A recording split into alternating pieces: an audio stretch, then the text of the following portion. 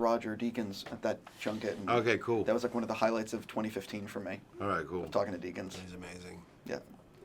Oh, sorry. Yeah. 3 films. 3 things. But Hudsucker, Shawshank, and then Milwaukee. Oh, Mr. so you Deakins. took him with you to Yes. the.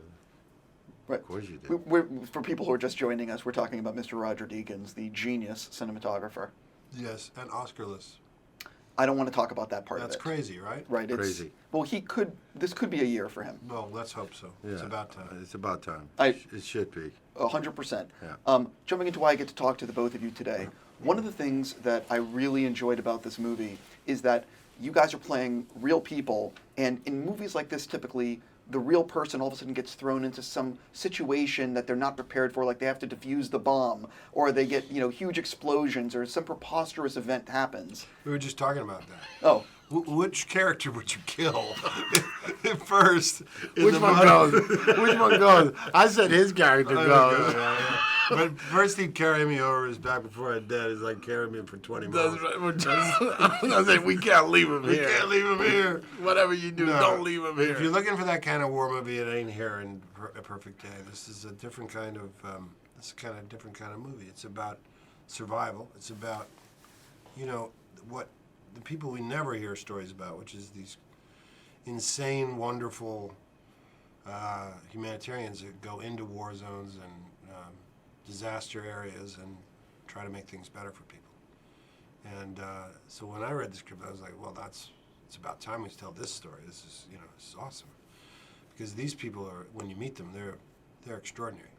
These are highly motivated individuals, all outcasts in some way, all rogues in some way, kind of pirates in their spirit. But they're there to do good, and they're there to figure out how to make it happen. And they risk their lives on a daily basis, and very admirable people.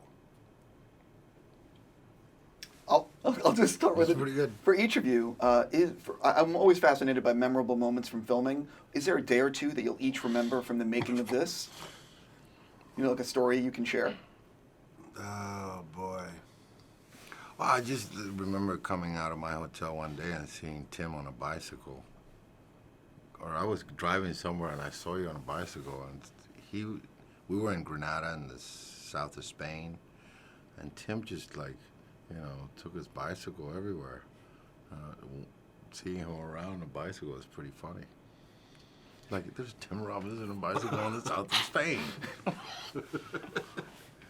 I get a bike wherever I go. So that's the exercise when you're. But you also see more stuff, that way. Is there a day from filming that you will always remember? From filming, there were a couple days that were eventful. Let's see. Well, I remember the slowness of one particular day. That was.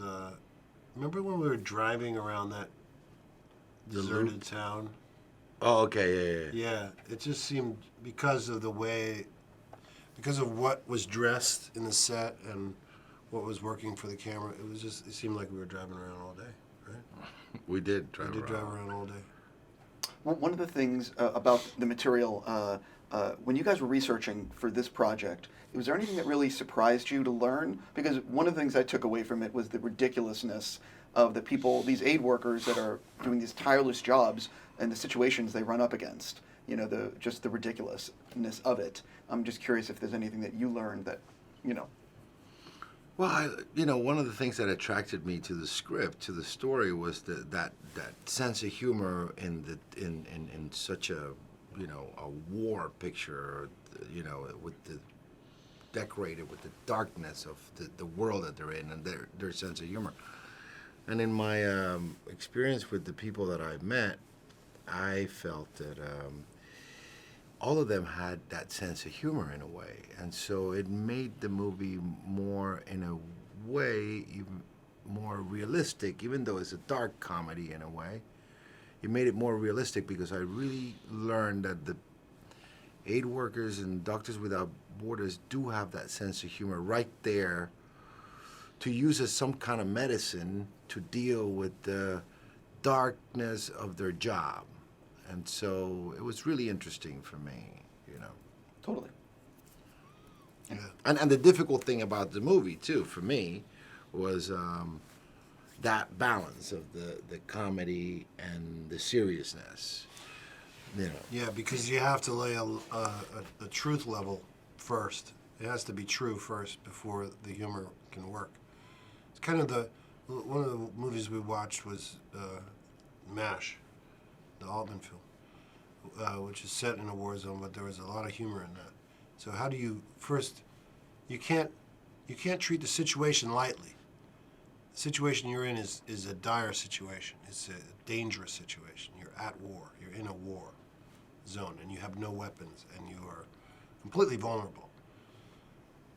Only until you accept that reality, you have to accept this first before you're gonna find any humor in it.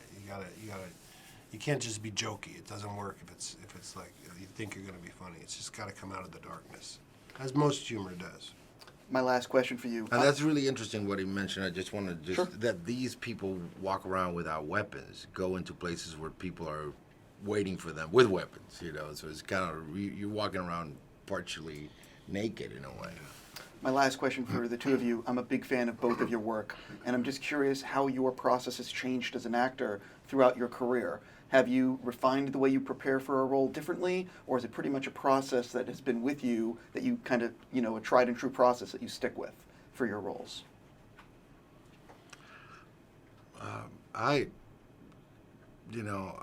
think it's always been kind of like the same. I think I've become a little bit better dealing with people. Okay.